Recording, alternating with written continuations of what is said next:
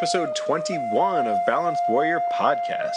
If you're tuning in for the first time, this podcast is dedicated to bringing you weekly interviews with teachers of martial arts, primitive skills, fitness, nutrition, and alternative medicine, but I'm also bringing you writers, artists, musicians, and anyone else that I think might help us find balance in our own lives. If you are enjoying this show and you want to help out, you can subscribe to me on iTunes. You can also leave me a review on iTunes. You can follow me on Facebook at Balanced Warrior Podcast. You can go to my website, balancedwarriorpodcast.com, and check that out and sign up for my email list. You can follow me on Twitter at Warrior Podcast, and you can just enjoy the show and share it so other people get to know about it too. All right, guys, my guest today, I am so excited to bring you my guest.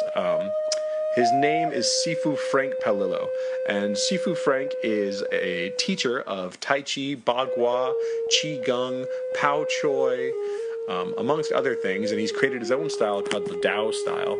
And I actually trained with Sifu for about 5 years, and I first started training with him when I came back from the tracker school. In fact, the reason I came back from the tracker school after being a caretaker, the reason I moved back to Asheville was because of this guy. A friend of mine said, you have to come and train with him. And so I did, and was just blown away. Sifu Paolillo just knows his stuff inside and out. He is one of the wisest and most balanced people I've ever met, and we are going to have a conversation today that is one you'll probably want to listen to more than once because there's so much information to break down in it.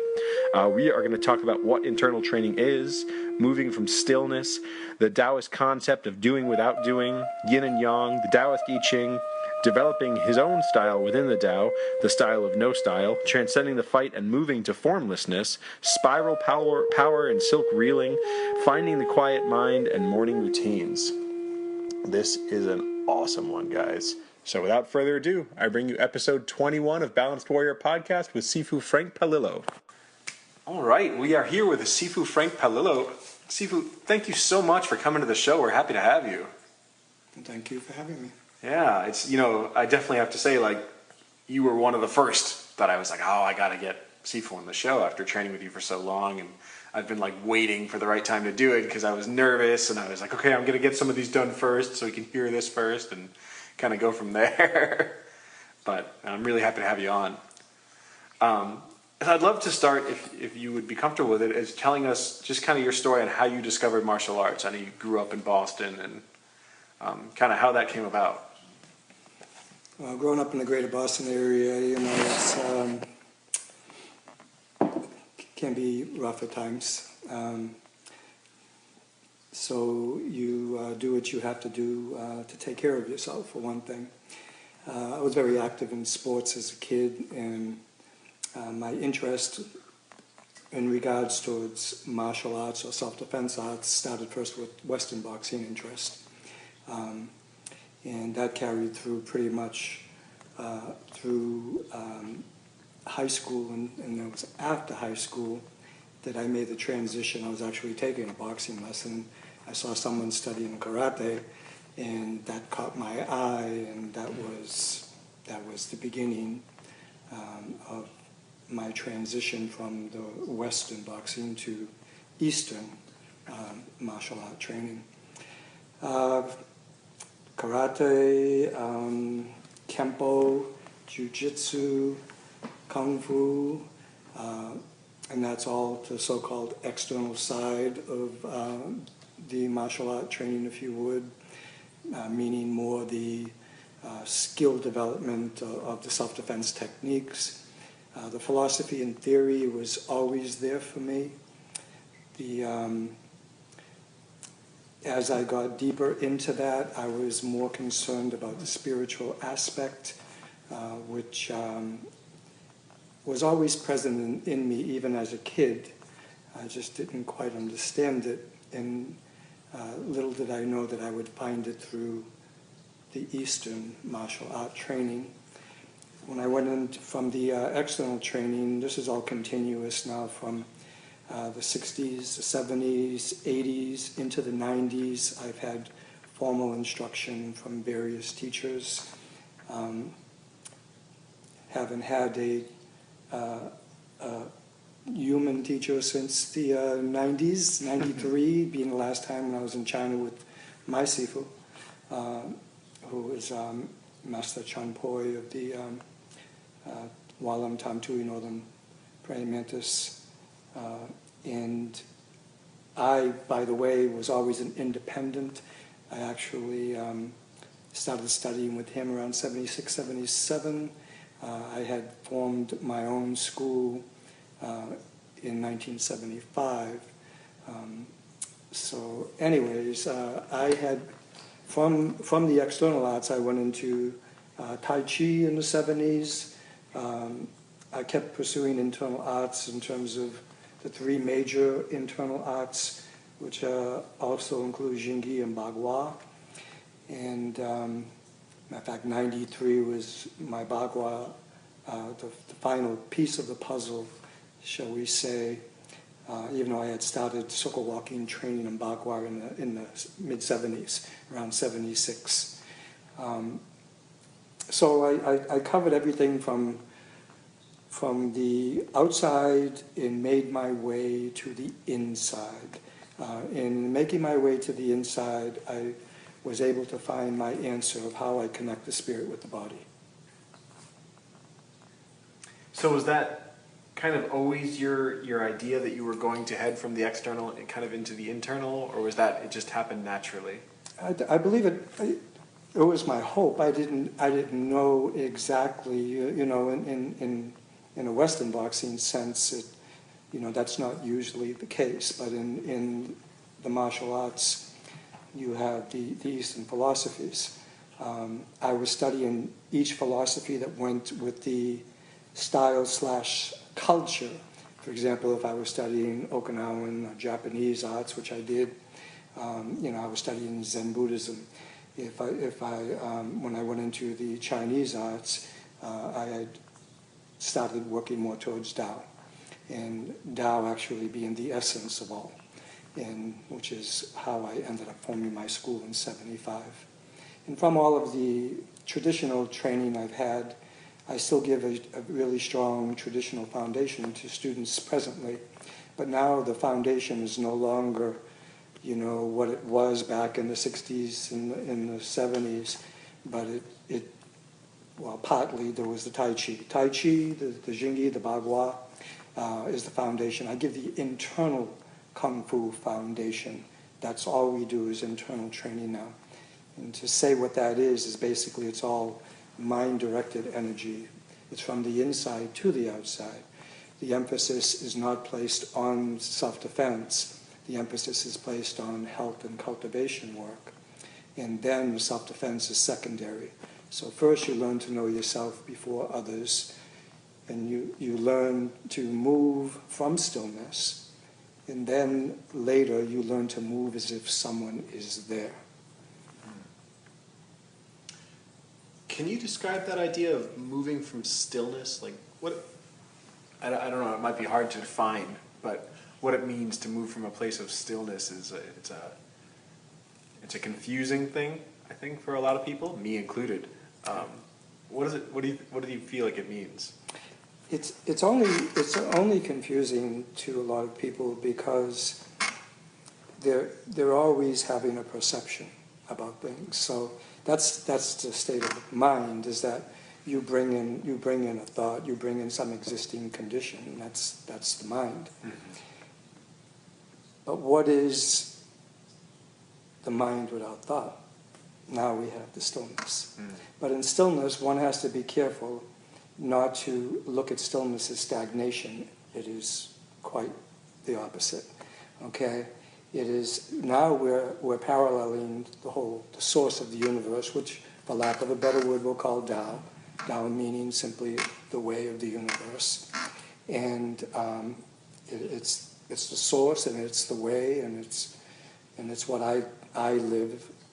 The art is a way of life. I have for the past 40 plus years. This is all I've done since not only 1975, but even several years before that. So going back to the stillness thing, is that we have to get into that meditative state whereby there is purity of mind. And so the type of mind, if you will, to help listeners understand, is a mind that is intuitive and open. It's not an intellectual mind. It's not a thinking mind. So you're using a mental power that is coming from the universe. And so you're connecting with that. So it's a matter of moving from a pure state. And it's like, the old saying, spirit moves me. Well, when you're in that state, you're in a spiritual state. Now, the spirit, however, needs to be continually cultivated. So, and purified, because you can have spirit. Some people have wild spirits, you know what I'm saying?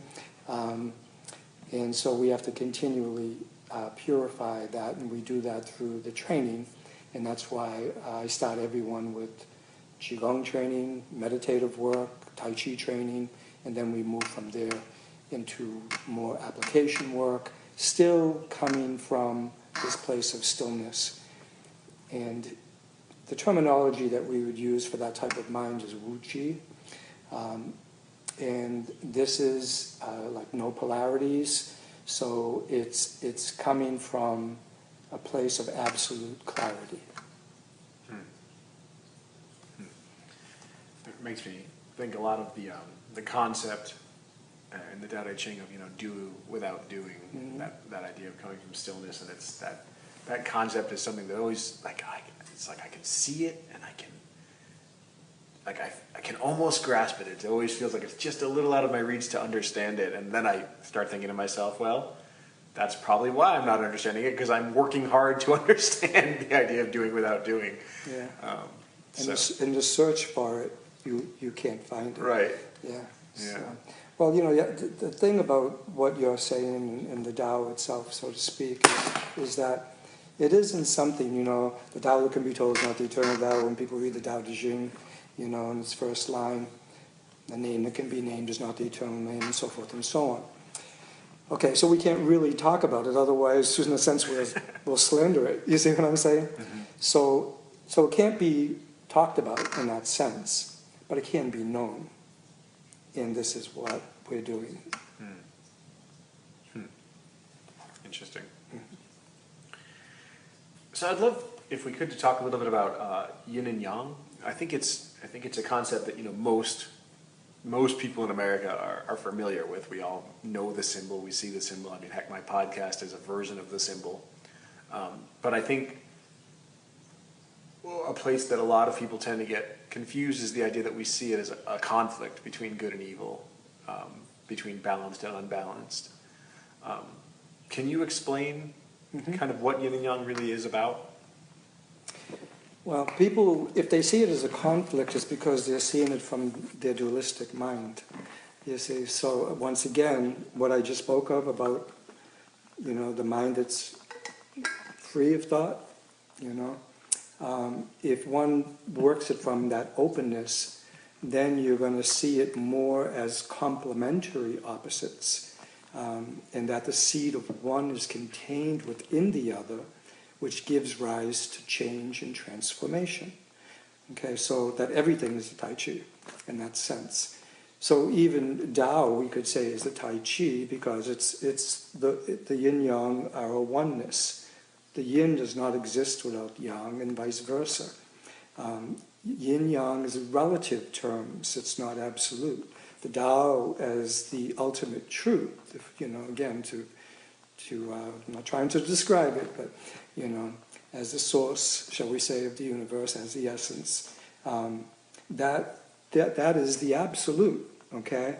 But when you start speaking, you start describing things, now they're relative. Is it yin? Is it yang? And that can be changeable, where the truth itself is not.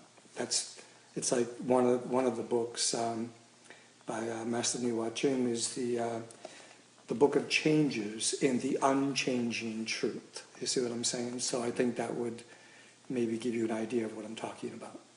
The book of changes and the unchanging truth. And the unchanging truth. And the unchanging truth. Yeah.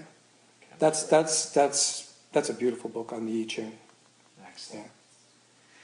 Speaking of the I Ching, that is a book I wanted to bring up in particular, the Taoist I Ching. It's something that I've tried many times to sit down and read, and it's so many times I'll read a paragraph and I'll be like, I have no idea what I just read. It's almost like I'm reading another language a lot of times, and I've read the same passage many times. And is there, I don't know if there's really advice you can provide for this, but advice on how to start understanding it, like what is being said, or maybe a better question is, how does someone go about reading it? Like, what do you recommend their path? Read a page a day, you know? Someone once said, roll the words around in your heart. That's what I would recommend. It's once again, it's like, you got to get past the intellect, you know? And so, heavenly principle, I'm speaking spiritually now, if I use the terms, heaven, it's I'm dealing with a state of mind. Heavenly principles, heaven placed into our heart. So if you roll the words of anything around in your heart, you're dealing with it from, again, that empty place that will understand it, again, that can know it, where that you might never really be able to know it with the intellectual mind or the dualistic mind. Words are never strong enough to really describe those deeper feelings. Yeah. There's in the Tao Te Ching, there's one of the lines is, in terms of the words, is hold fast to the center. You know what I mean? That's basically what you have to do. Yeah, hold fast to the center. So how did you go about developing your own, personal style within the Tao? That's really interesting. It's been a natural evolution, actually.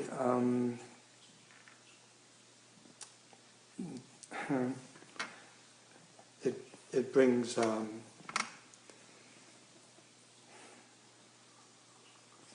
speak of that brings so much joy into my heart.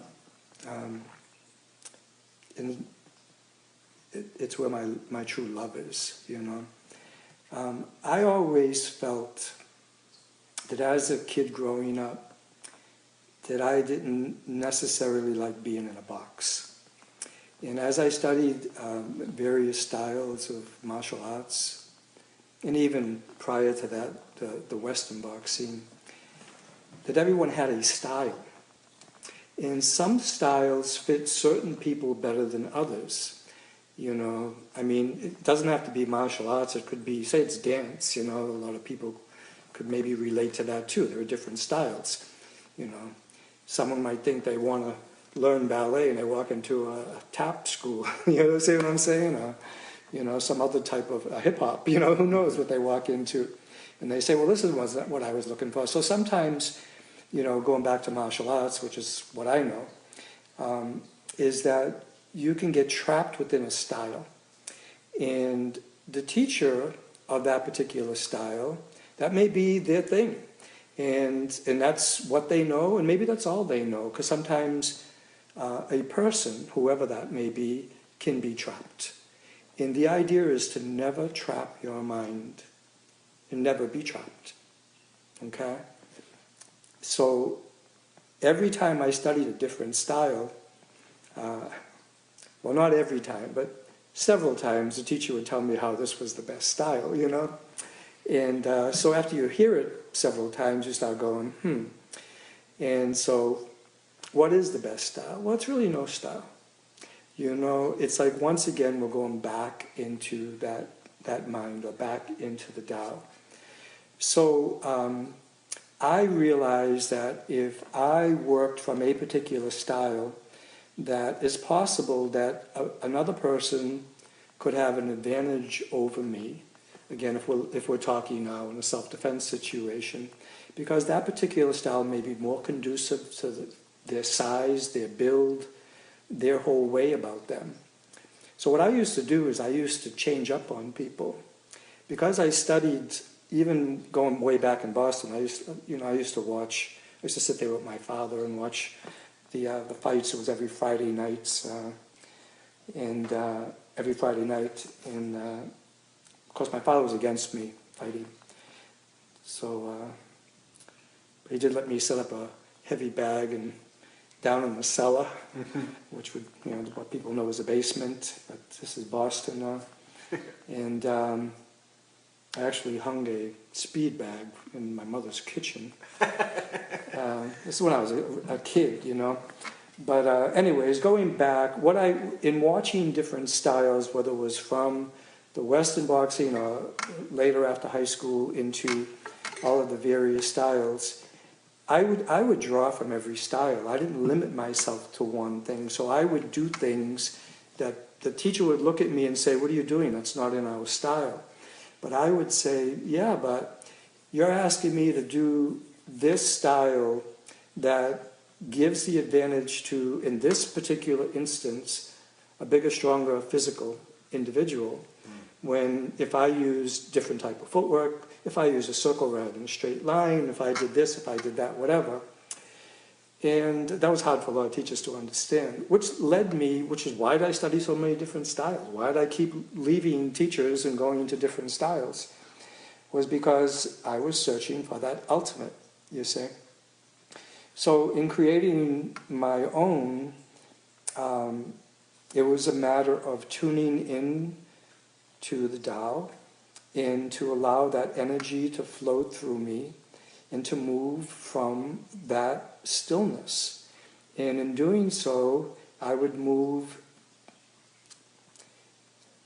in what's called self-soulness. It's a natural and spontaneous way of moving, that there wouldn't be prearrangement. It would just be natural. And now, of course, I had to study different things to arrive at that. That was the idea of bringing circle walking in from the Bagua, because Bagua is all about the circle. The footwork in Bagua is incredible. And it's geared towards and I don't want to get heavy into this martial perspective, because believe me, I am into spiritual boxing. And it's all about eliminating conflict within. And when you do that, you don't want to fight anymore. Okay, so I don't want to lead people in the wrong direction here. I'm just using this as an example in the things that I had to go through in my evolution. But most styles, deal with straight lines or obliques, angles, things of that nature. Not many introduce the circle. So I used all of it. That's just the way I was. And I taught people to work from that perspective. But everyone has to learn straight line first, because the straight line contains the squares, which is for development of the skills. But the circle has to be contained within the square, such as Tai Chi, even though in Tai Chi we work on straight lines to learn our stances correctly, to make sure everything is proper alignment.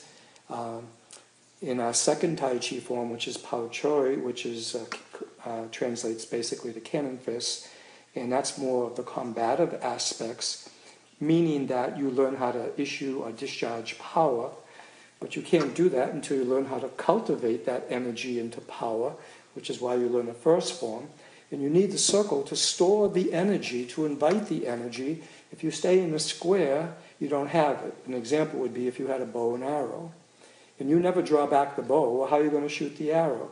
So the bow symbolizes the curve of the circle to store the energy, which we would call chi, for example. And then the arrow is the releasing of that energy, or the straight line, which is really released in a spiraling fashion, a very tight spiral. So our straight line really is coming out of a circular, spiraling aspect. Okay? So you go from big circles to smaller circles. But you need the combination of the circle and the square, again, the square representing straight line, in order to be able to store an issue and to be able to cultivate and to go to higher places, so to speak. I just have to say real quick that this is this is a tricky interview to do, because I keep wanting to stop and go, okay, I need to go sit with this information for a really, really long time, because you've just given me a wealth of information that I'm like, okay, I need to sit for a while. But I'm like, no, I have to continue this interview, so I'm gonna have to listen to this again myself more than once, I think. But you were talking about you had to go through like a certain evolution to get to where you were, and I'm still going through it. Right. Oh, of course. Right.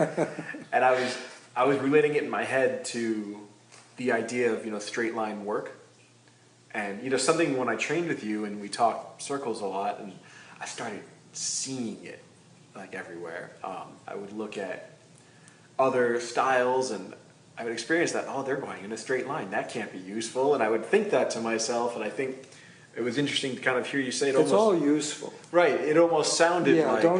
I never ever want, excuse me, but I never wanted to appear that I am putting down any style or anything like that. I am not. It's all good if taught correctly. It's just that some styles, like I say, have a certain thing about them, and maybe they emphasize certain things that other styles may not, and other styles emphasize certain things that other styles may not. Right. I was interested in the whole. You see what I'm saying? Mm-hmm. Because there's a saying, when the whole is divided, the parts need names. Mm-hmm. You see what I'm saying? Mm-hmm. So it's all good, but I wanted the whole. I wanted the absolute. I wanted the truth.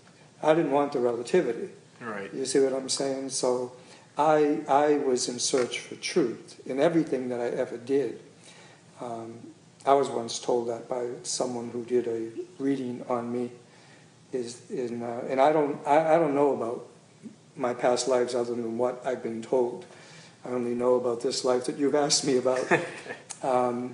But what I have been told, and to emphasize my point, is that no one could ever take me from the truth. And that is what I do, and that is who I am, and that's why I say it's a continuous evolution. And so my work in terms of creating my own style is, and maybe I should speak of that to tell you how that has evolved from when I first started in 1975, when I designed this Tao logo, which is the yin-yang logo with the Tao, the word Tao, and the Chinese character for Tao. And the Chinese character for Tao is basically a person walking a path. It's walking under the sun and moon, which is really represents a character in Chinese called Ming, which is enlightenment per se. Chinese characters can have many meanings.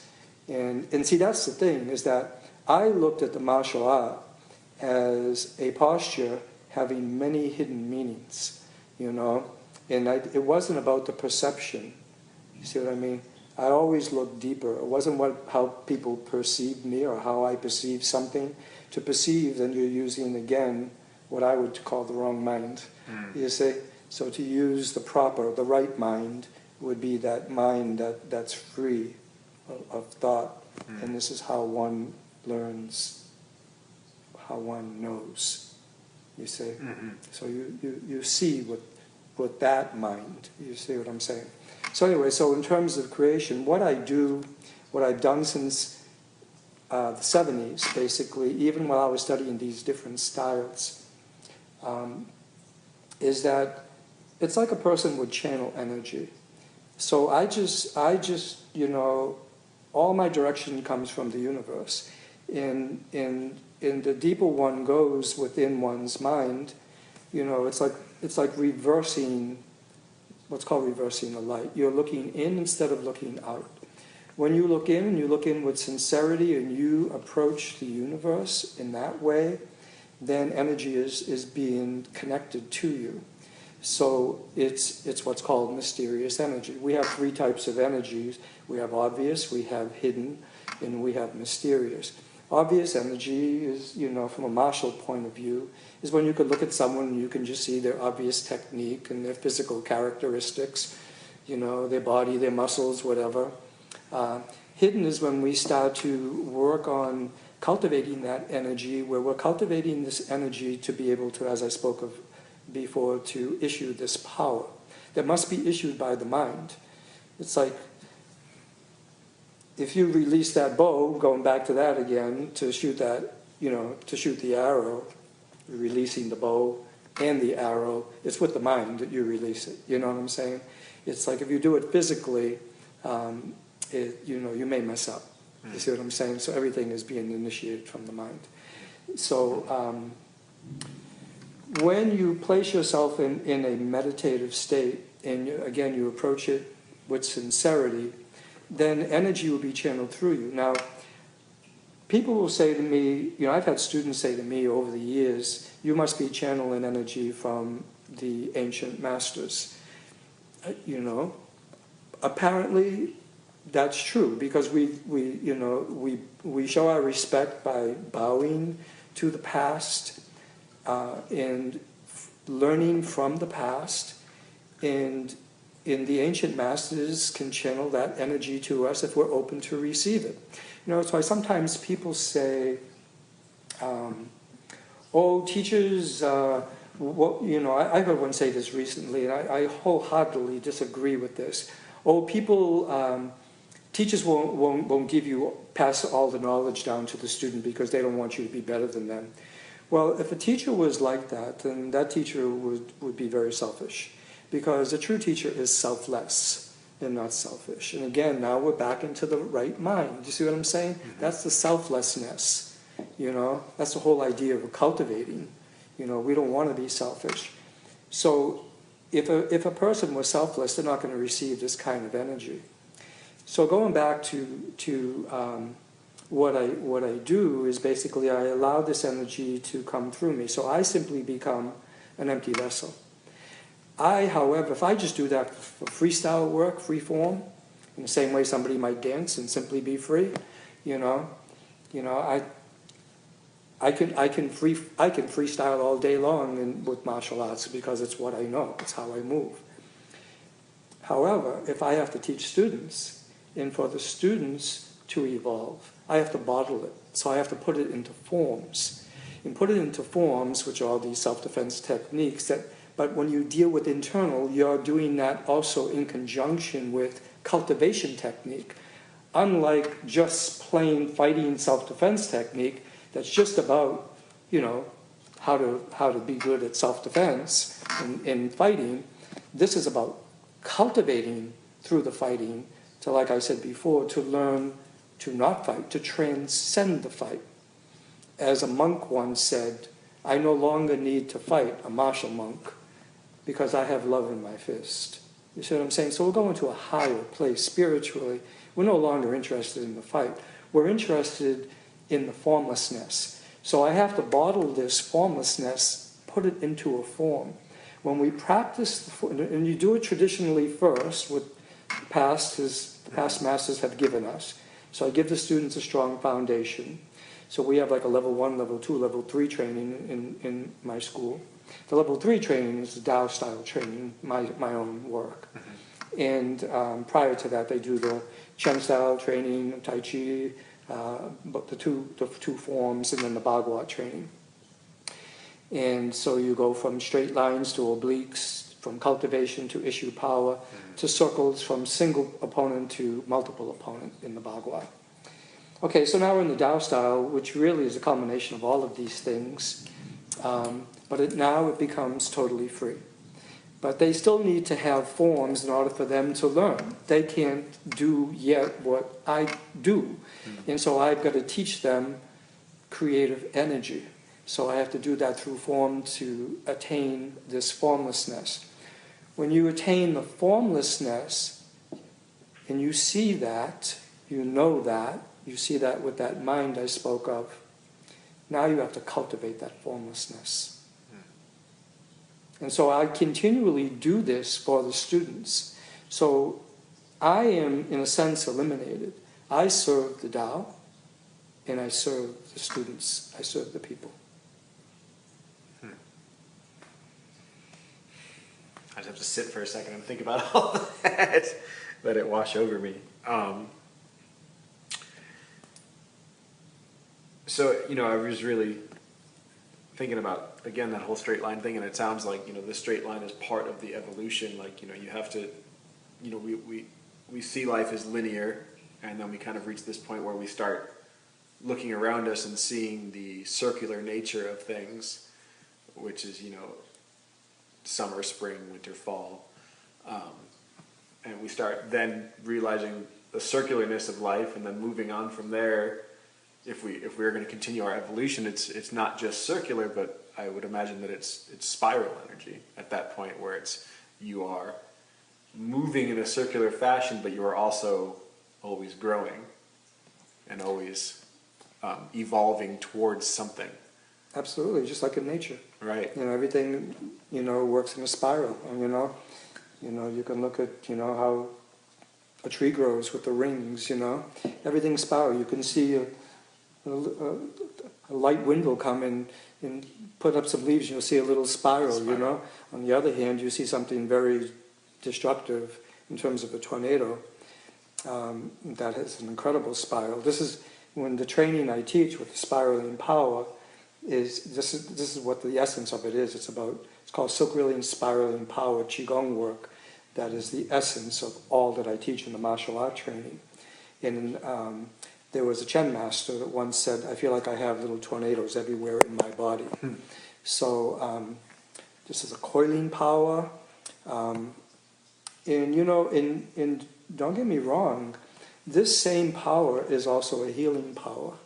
So in learning internal martial art training, like I said, you're doing the cultivation work, cultivating the formless, which in turn aids the physical, the form.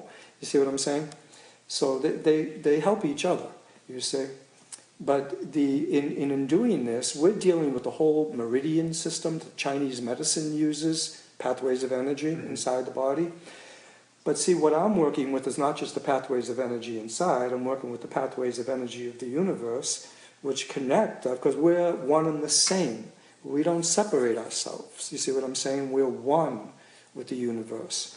One Taoist master once said, "Your own mind is destined to become the universe itself." You see? So we use the spiraling energy, and in working with these meridians, these pathways within us, we're actually promoting healing. We're balancing all of the energies that are connected to the internal organs. We're balancing the emotions. So we get to a place of neutrality. It's not that the emotions no longer exist, they do, but they're in a place of neutrality where there are no forces being pulled from our center. So in fact, it's a self-healing process. And so when people study the internal arts, they may do it just for healing purposes, and others ultimately may find that it's an incredible, powerful martial art. But they're not going to use it in a destructive way. They're going to use it in a more healing or spiritual way, both for themselves and then to help others. Can you talk to the silk reeling exercises and what exactly that means, silk reeling? Mm-hmm. That's like how you usually start classes, right? Is with the silk reeling kind of qigong. Yeah, see, everyone in my school has to start with Tai Chi training. Mm-hmm. And sometimes there are people who go, "Oh, I don't want to do Tai Chi. I don't want to do that slow stuff," they'll say. First of all, let me dispel the illusion of Tai Chi being just slow. We spoke about yin-yang. Mm-hmm. Okay? Well, and I said they were relative terms. Well, let's, for the sake of argument, let's say yin is the slow and yang is fast, Well, it's not just always slow. The slowness is to learn how to do the technique correctly, learn the entire whole body power, how to connect the body into a oneness and not separate it. In other words, when one part moves, all parts move. When one part stops, all parts will stop. So we're dealing with slowness so we can cultivate as well. But if we're going to deal with self-defense, once we get to that stage, Well, we're not going to move slow. We're going to move in conjunction to, if we were being attacked, for example, and had to defend ourselves, well, we're going to connect to that, the speed of that movement, you see. We're going to connect not just to the speed of the movement, but to the mind of the individual who's going to do. Remember, like I said, well, if you're going to release the arrow, you do it with the mind. Well, if someone's going to release a strike, well, it first has to come from their mind. They have the intention of releasing. If you can work from a mind of Wu Qi, as I spoke before, where it's coming from that purity, you can connect with the person's mind of that same purity. And so you're reading the intention before actually the physical technique is launched. You see what I'm saying? But still, we're dealing with connecting and neutralizing that attack. And what we want to do with that attack is first and foremost neutralize it. And then we have a choice. Do we want to borrow the energy? Do we want to lead that energy to emptiness? And that's usually the thing that I teach first, is lead everything to emptiness. And that goes for life. If there's a problem, if someone was attacking you verbally, if there was a problem in life, you need to dissolve it. And the way you dissolve it is you lead it to emptiness. So not only do you do that physically, but then if you have something in life, you need to do it by eliminating the dualistic mind, by eliminating that thought, not allowing negativity. The world can change if everyone works in a positive manner. Even if they don't cultivate in internal art or whatever else that they may choose to do in life, and there are many methods of cultivation, whatever one chooses, that as long as they deal with those heavenly principles that are given to us in terms of virtue, that's natural goodness. If people work from goodness, that's how the world will change. So it all starts within ourselves, in that energy being put out there to the universe, because we are one. Work from goodness. Can you explain that? That's something that I wonder about, as far as I feel like people tend to do a lot of destructive things with the pretense or of it being under the label of goodness. Is that? Well, if it's a pretense, then it's not truth, is right, it? So I don't know what to tell you.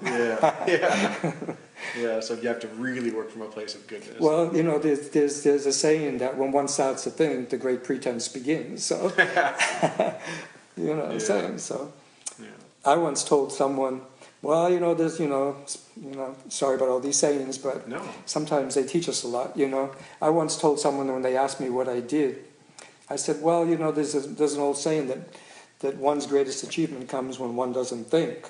And that person hesitated for a moment and then said to me, I'll have to think about that. So. Yeah, that sounds about right. It's about how I feel right now. See, I always lead you back to emptiness. Yeah. I mean, that's what I do with the students. Mm-hmm. So something that I've always noticed about you, physically speaking, and something that I've kind of always, when I first started training with it, I was like, I want to get to that, is of all the people I've met, and I've met a lot of people who are martial artists, massage therapists, yogis. You have the least amount of tension, physical tension, that I've ever seen. Forgive me for saying your age, but you're about to turn 70 years old. 69. Oh, 69, I'm sorry. 69 years old. And yet you move with this comfortable fluidity that I've never seen in anyone, where you are very relaxed all the time. And is that true? Am I basically seeing the duck on the water while meanwhile your legs are underwater going crazy, or is it really you don't feel that tension?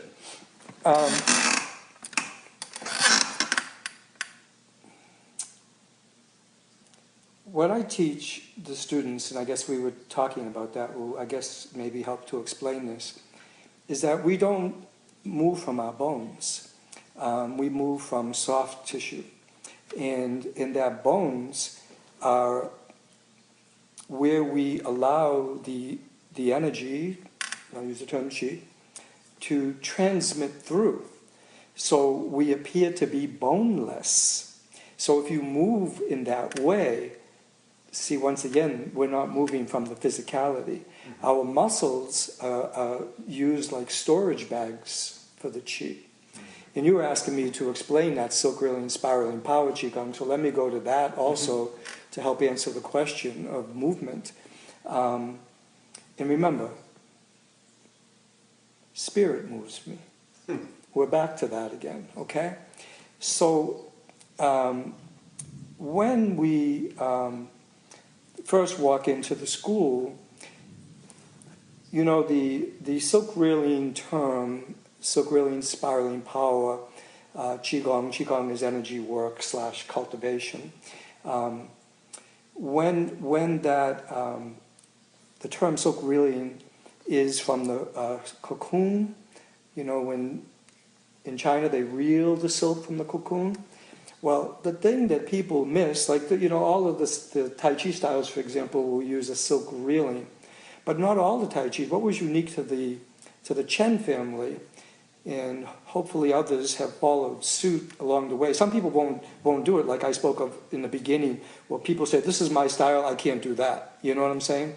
Well, I use silk reeling, spiral, and power work for everything that I do, okay? That's the work, okay? And so if one is pulling or reeling silk from a cocoon, the key thing is the cocoon itself. The cocoon rotates. So that's the torso of the body. So when you are pulling or reeling silk, and in this case just the energy, okay, that you're pulling energy, you're reeling energy, you're moving energy. Well, your whole body is rotating with that, hence the spiral work. You see what I'm saying? So that coiling type of power is very, very powerful, okay? Because like we say, that's how nature works, and you're just connecting to that. It's like if you had a rope, the twining of the rope is strong, you know? This is what we're using, but the key thing is the whole, the connection of the whole. So I'm teaching people, because of the fragmented mind, have fragmented bodies. So when they move, they might not even move their waist, you know, and they're not moving their torso at all, they're just waving their limbs. So I got to teach them to work from their center. So we have our physical center, our central equilibrium, which is in the lower dantian, lower abdominal region, the navel region, and that can vary. As to most people say slightly below the navel and toward the center of the body, but sometimes that could depend on geographical location as to exactly where that is, and everyone has their opinion as to exactly where that center is.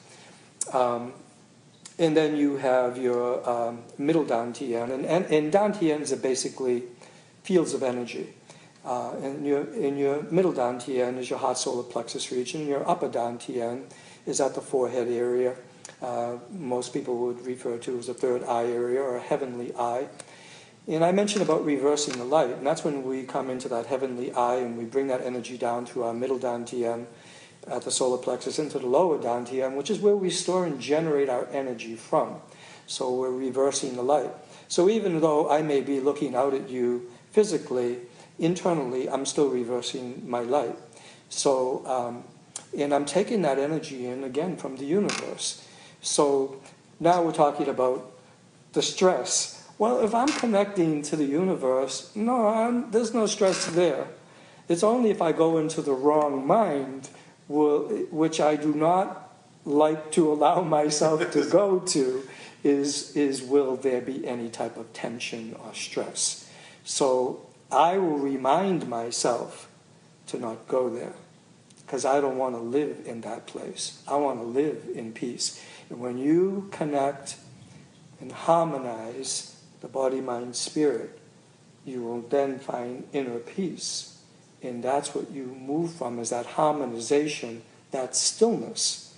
So you're moving from a place of peace, which is connected to the universe, which is very powerful.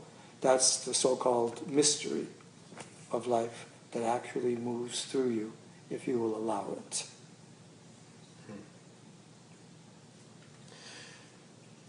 So as far as, I guess, advice about finding the quiet mind and moving from stillness. It's something that, you know, I've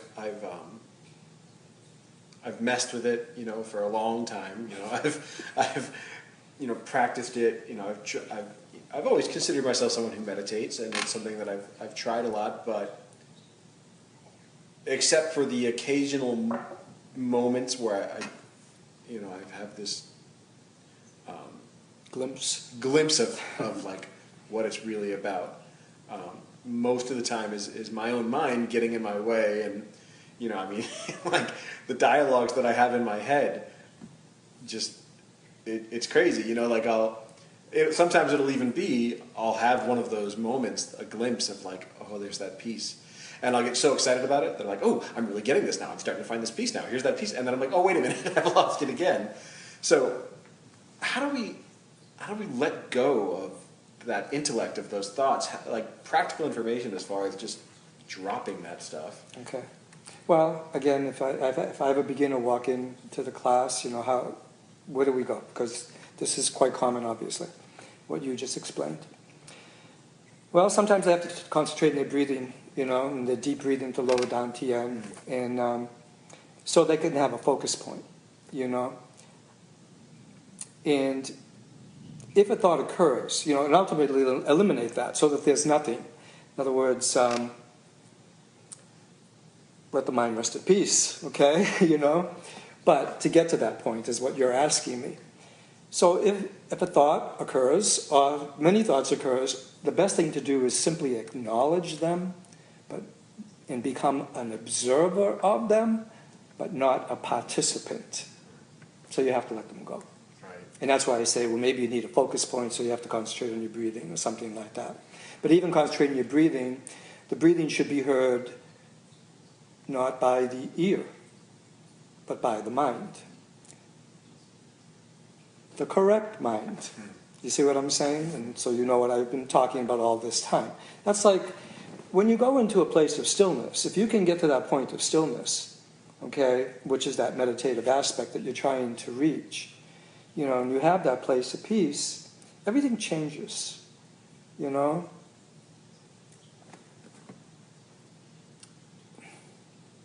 Because the change is being governed by what I spoke of earlier, the unchanging truth. So we want to be able to look and listen with our mind. Again, the correct mind. Okay? And when you can do that, like your breathing, it won't even be heard by your ear. You won't even see with that physical eye. You'll be using the mind to listen, to see. And that everything you do in life, you will see and feel differently because you're not using the dualistic mind anymore. You know, you will know because there is no interference.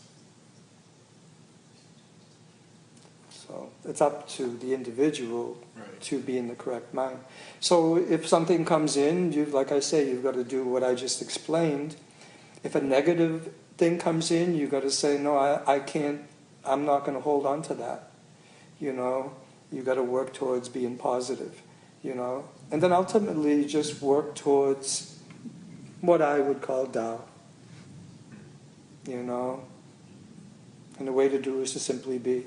And you are what you do, not only what you eat, as people will always say. That's true, but you are what you do.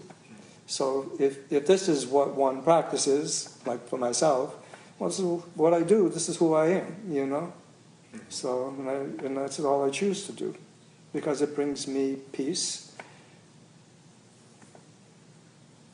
You know, I don't have to search for it, because it's already there, and the search is what will interfere with having it.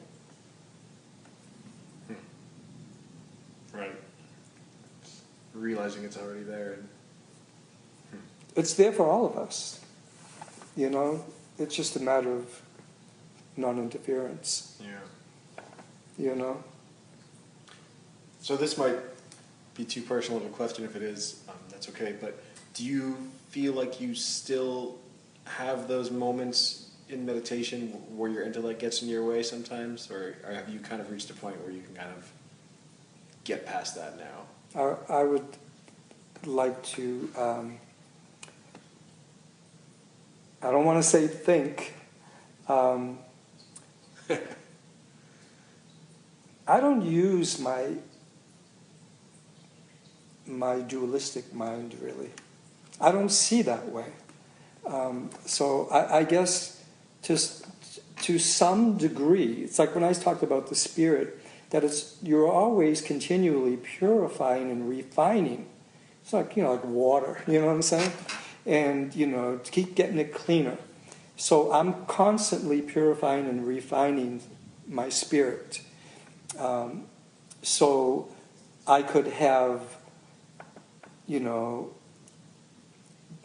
certain contaminations, if you will. You see what I'm saying? But I don't want them. And sometimes people will try to put them there, I have to deal with life, in whatever it is that you've got to do, the ordinary things of life. But I won't allow myself to stay in that place. So I feel that I have a pretty good grip on that, you know what I'm saying? Not to say that I don't have more work to do. We all have our work to do. And can one do it in a lifetime? I don't know. It depends how people see lifetimes, if they recognize past lives and things of that nature. Maybe it takes many lifetimes to get to a purity that one would like to be at. But I'm in a good place. I'll say that. But I'm continually learning and evolving. And I just look forward to every day that I wake up. When I train every day. My training is different now than it was when I was at a younger age, because it's more spiritual work, because of, as I explained, it's more about formlessness. But I have to do my physical work because it's what keeps my body, well lubricated and strong in order to do. But see, everything I do is conducive to my formless work. So in other words, I wouldn't go out and lift weights or use machines because it may hinder the type of movement that I want to do. I'm not saying that's for people not to do that. That's up to them. But I did say you are what you do. So it's up to you what you choose to do. I instead, I teach ball training, where there are weighted balls. I use both single and double balls, where people learn how to do these based upon the type of movement that I teach. So it's more natural type of movement. So it wouldn't be wise for me to teach them, straight line type of weight training if I'm teaching them circular movement. Do you see what I'm saying? So I have to teach what's conducive to what I want them to do, and what's conducive to the mind that I'm trying to get them to arrive at, which is their natural mind. It's that simple. It's natural. It's simple. It's natural. It's all natural. Yeah. Yeah. I really want to get into talking to you about your daily routines. If you have morning rituals, nutrition, and things. But I have another question I wanted to get to before we get into that, which is you brought up the idea of real life. You have to go out into the world, and so there's, I guess, again, more advice I'm looking for is being here in your house is that it's like everything in it is designed to allow you to feel that connection.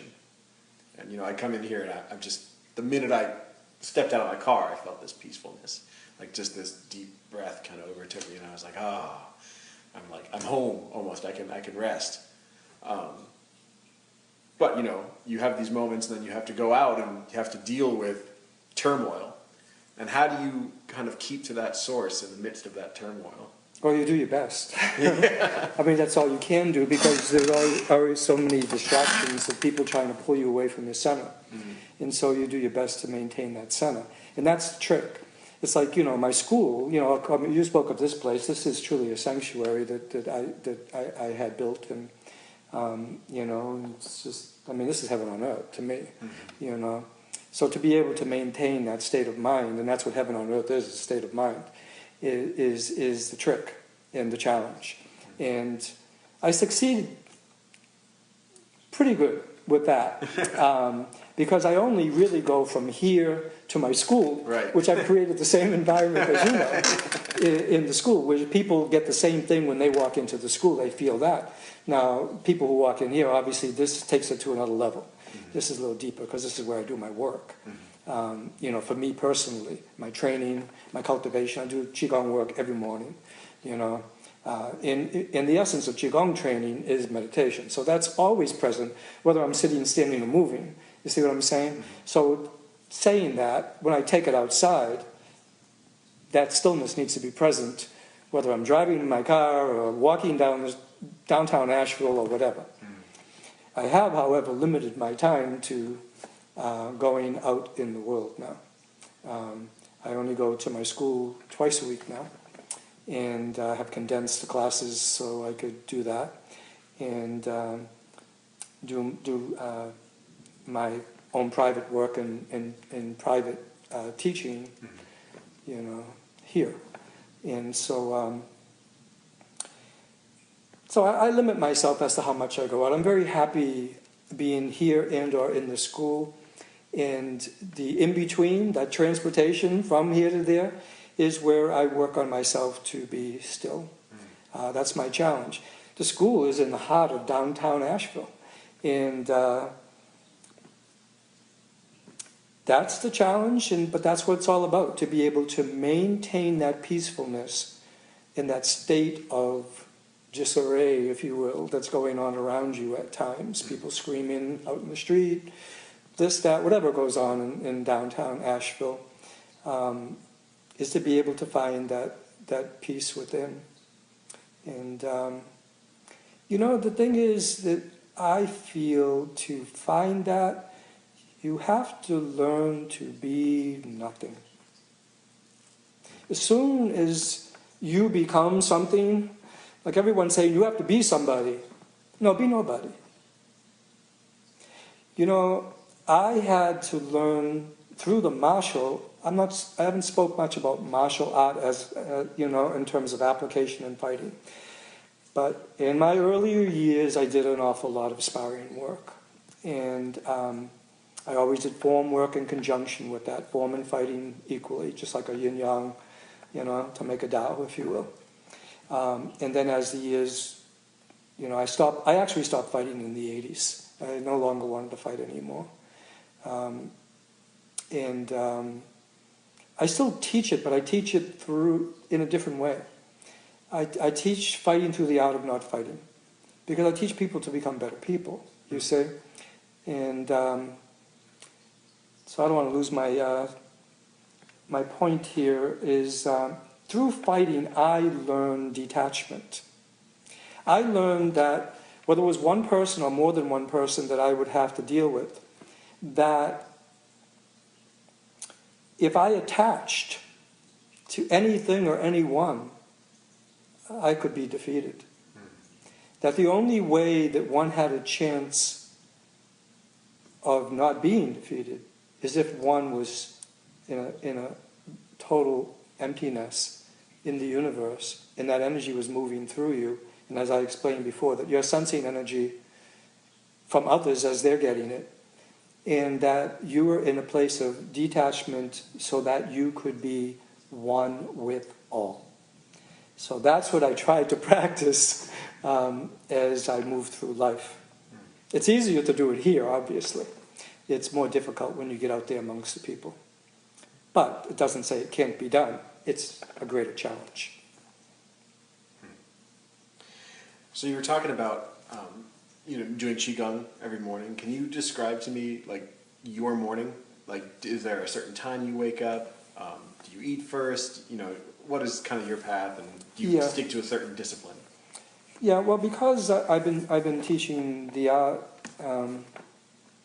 I started my own school when I was 28 years old. So this, we just celebrated at the 40th anniversary last year. So that's all I've done. I don't do any other work. My teaching is my work. That's how I serve.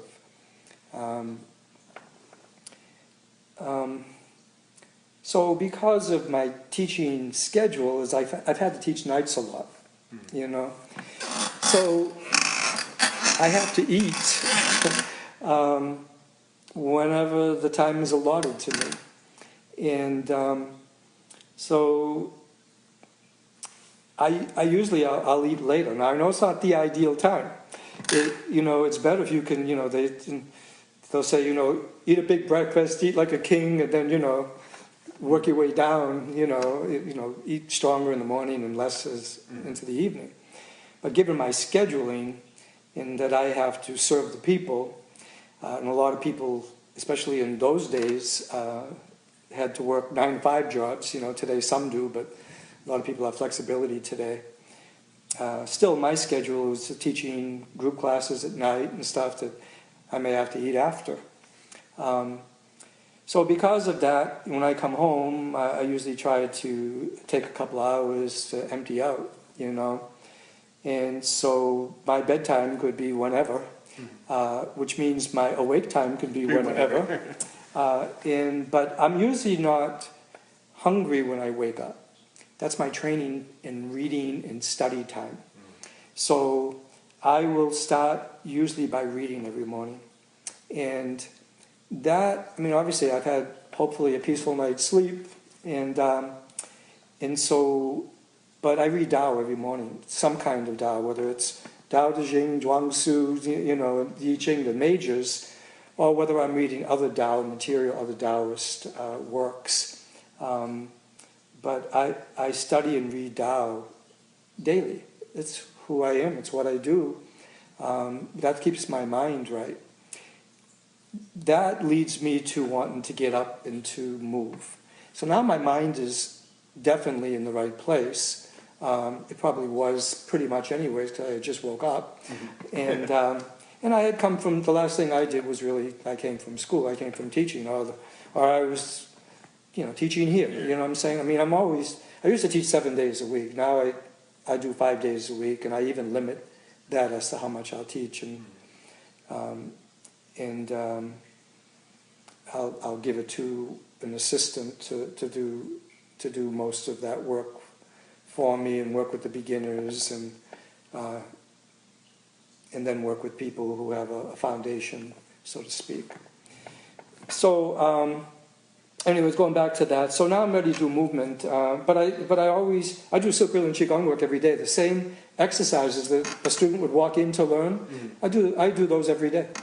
Then I do Qigong forms. So instead of just the exercises, I'm doing forms. And these Qigong forms are Tao Style forms that I have created that house these Silk Real energy work that enables one to get ready for martial art forms. Okay? So the Qigong forms are cultivation work. And don't get me wrong, even the Silk Real exercise as well of the forms do have application, but the emphasis is placed on the cultivation. Okay? So, see, as soon as you start working application from a Qigong perspective, you're taking what is a bigger circle and you make it into a smaller, tighter circle. And when you get into that tight spiral, now you're into application work. You see what I'm saying? So we work from big circles to small circles. But I work from my cultivation work, and then I'll go into selective forms. Now, what forms do I want to do that day? If I feel like today I did a Tai Chi form. Now, if I feel like doing the Tai Chi form, I'll do a Tai Chi form. But everything to me is cultivation work because I only do internal work. I don't do those forms that I learned years ago, decades ago. Now I'm doing work that's, if I do any traditional forms that are taught in the school, they're all internal martial art forms, so they all contain cultivation. But I'll usually do them still for cultivation work, but I already know the application work. And the application can vary and be many. There can be many applications. So, I'm seeing from that mind that I've been speaking of. So to me it's all one. I don't separate anything. I just do it because it's who I am. It's what makes me feel good, you know? And it prepares me for what I'm about to do, like have this conversation with you. Or I have to go into the school. So I always want to be, I'm always prepared to do whatever it is I need to do that day because I prepare myself. I guess it's like the Boy Scout motto, be prepared. Mm-hmm. I'm very disciplined. I have been all my life. I have trained my whole life. I have never been out of shape a day in my life. I think it would be wrong for us not to be in shape mentally, physically, spiritually. I believe we owe it to ourselves that we should treat ourselves in a respectful way, in that you will then in turn treat others the same. But if you don't take care of yourself, well, you know, how can you really take care of others? It's like I say, we have the saying, know yourself before others. Mm-hmm. So I've always taken care of myself so that I can therefore serve others, because I have given up, you know, myself for others, as I've expressed, you know. So I do whatever forms are necessary, and I've learned many different Chinese weapons, and I'll do certain weapons if I feel like it. I mean, I'll do whatever it is that I feel like doing, but I do something every day. Now, let me talk about weapons for a moment. I don't want people to get the wrong idea. Like I once, had a student say, "Oh, I don't want to learn weapons," but he was a musician. So I said, "I'll tell you what, I'll teach you flute." Now, flute is basically an old weapon where it's basically in Chinese martial art is considered the weapon of the scholar, because the scholars used to hide secret documents inside the flute. But on the other, from a martial perspective, they would say when the flute comes out, and again, don't get me wrong, I'm just speaking martially, that when the flute comes out, someone may die. Right. So, I mean, it's how you want to use it. I mean, it's how you want to use the tool. You know what I'm speaking about, and everyone knows that. You want to use kitchen equipment to make some food, or do you want to use it for destructive purposes? You know what I'm saying? It's, right. I don't need to specify. So, so if I choose to do weapons, I'm doing it as an extension of my body. Each weapon, and they all evolve from four major weapons. In the Chinese martial arts, the four major weapons are the staff, which is a long stick, a 6-foot staff, which connects to the wood element, which connects to our internal organs. In this case would be liver, because I said we do with Chinese medicine. So you can see where we're also working to balance certain organs, energy inside the organs.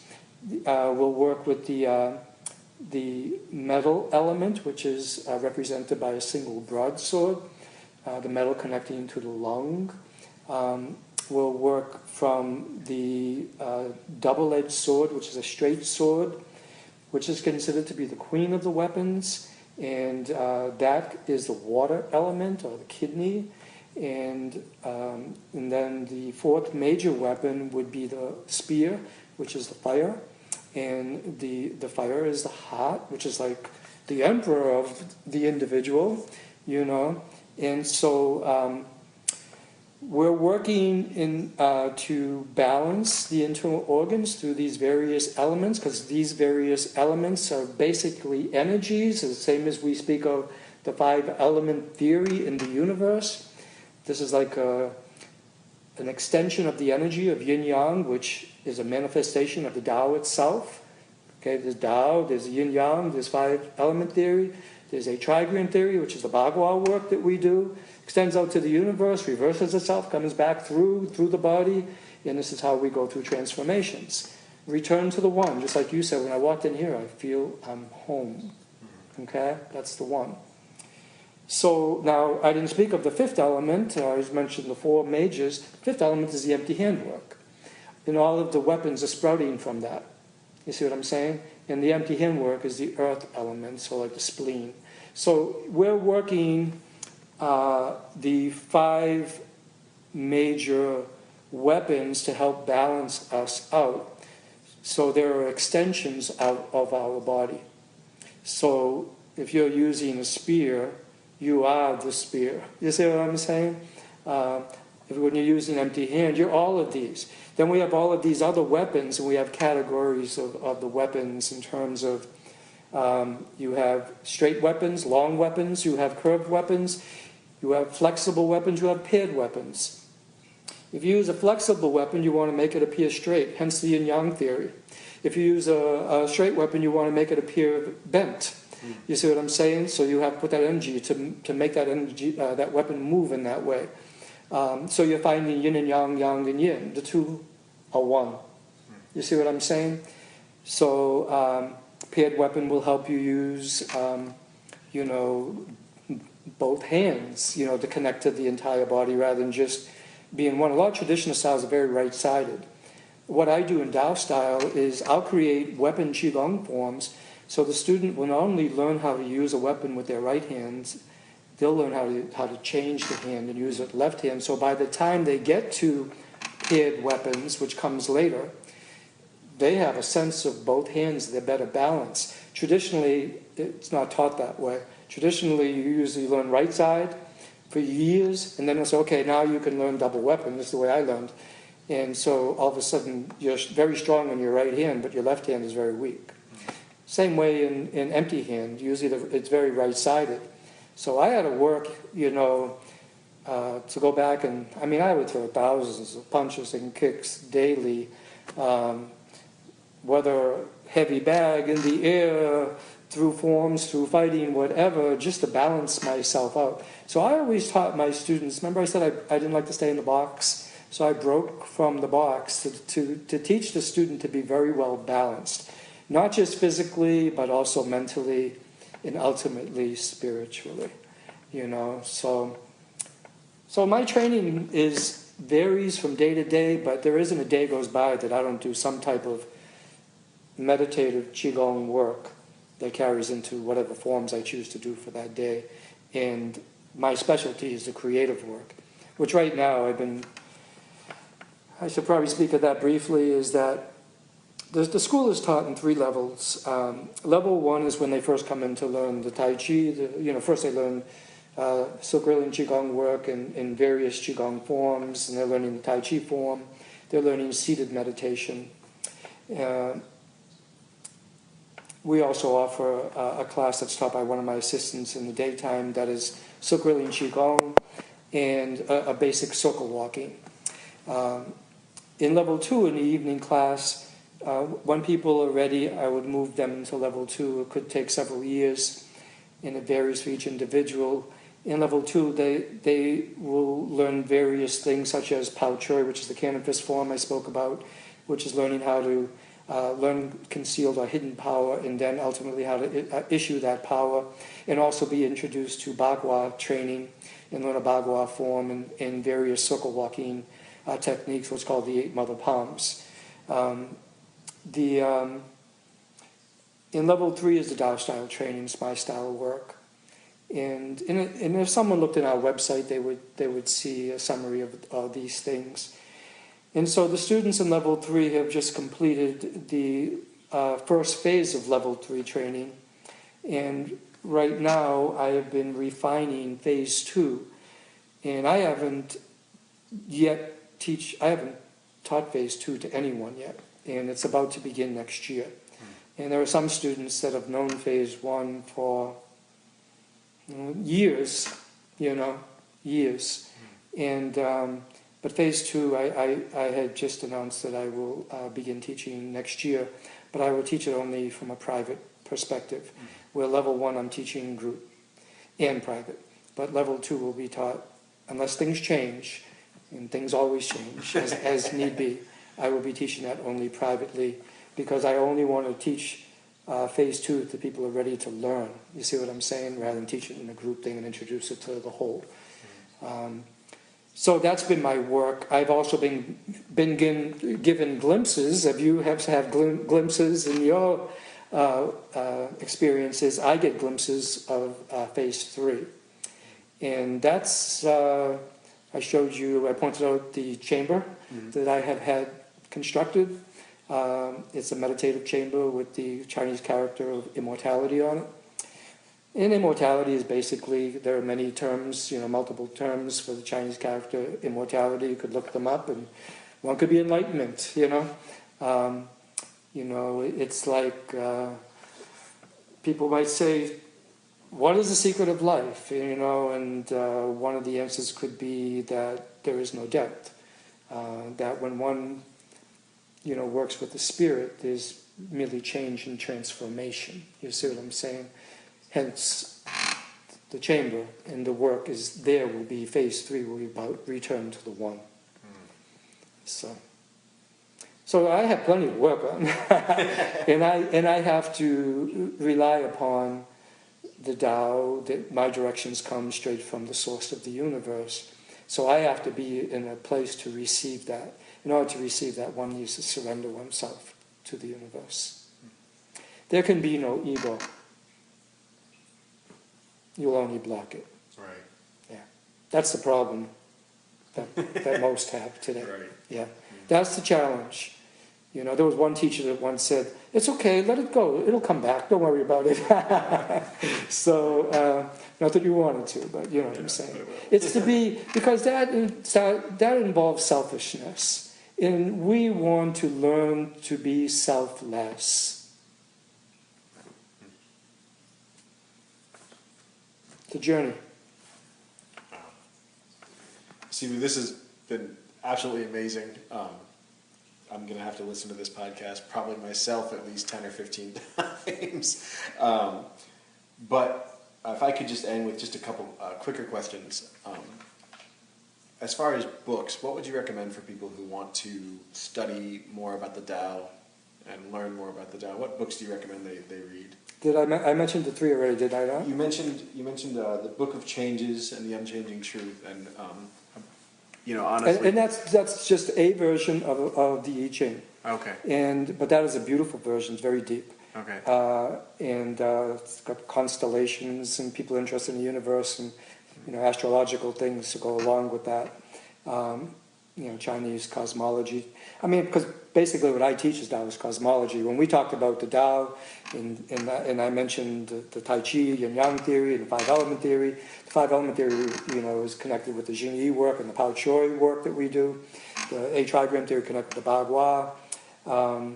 And this is all Taoist cosmology. You see, this is all part of the universe. So I'm teaching the workings of the universe, and that's what's happening. So the I Ching, the Taoist I Ching is a very good one, translated by Thomas Cleary. It's people have to look, and there's so many versions, and you'll have to see what resonates with you, and you could just look them up and see which one is you. The Tao Te Ching, it's the same thing. I mean that's been translated an awful lot. There are a lot of people who do translations on the Tao Te Ching, and it's more like just a poetic thing that they're translating off what they read off each other, which is fine. But there are some people who translate straight from Chinese, and that's where the characters have many different meanings. So you need to look into that. There's a person by the name of Jonathan Starr who does that more from a Chinese translation. But then there's a translation I like a lot, Sifu Frank in Jane English. Jane English is a photographer. Sifu Frank, the Tao Te Ching by Sifu Frank, Giafufeng. That's been my all-time. That's what I started the school with in 1975, and I still have a copy of it. And just to name a couple, but there are many. I don't want to choose really one over another. People need to choose who and what they like, and then Zhuangzi. One person once said about Zhuangzi, that if Lao Tzu was about the Tao Te Ching, if Lao Tzu was the simple instrument, that Zhuangzi was the orchestra, witty,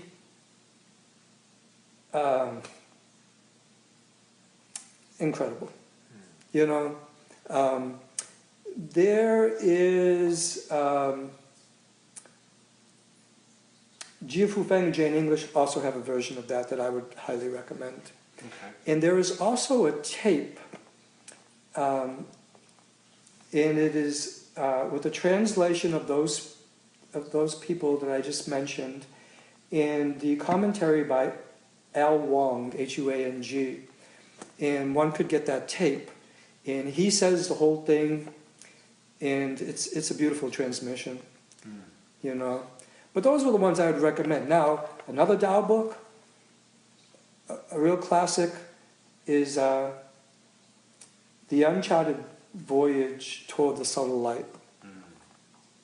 And that's also by Master Niwa Ching, that did that book of Changes in the Unchanging Truth.